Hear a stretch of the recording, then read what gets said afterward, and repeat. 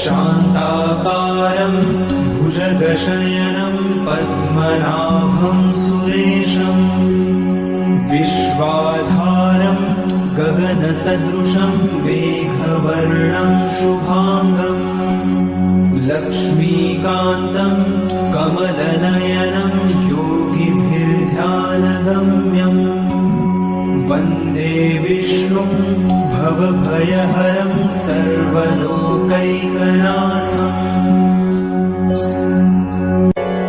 शान्ताकारं भुजगशयनं पद्मनाभं सुरेशं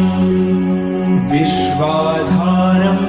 गगनसदृशं मेघवर्णं शुभांगं लक्ष्मीकान्तं कमलनयनं योगिभिर्ध्यानगम्यं वन्दे विष्णुं भवभयहरं सर्वलोकैकनाथम्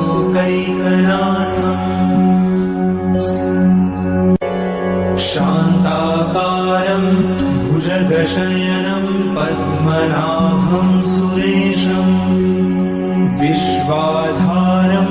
गगनसदृशं मेघवर्णं शुभांगं लक्ष्मीकान्तं कमलनयनं योगिभिर्ध्यानगम्यं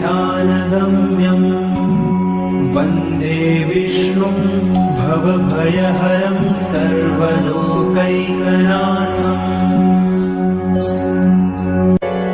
शान्ताकारं भुजगशयनं पद्मनाभं सुरेशं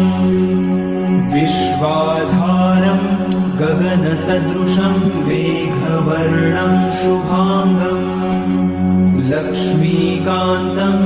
कमलनयनं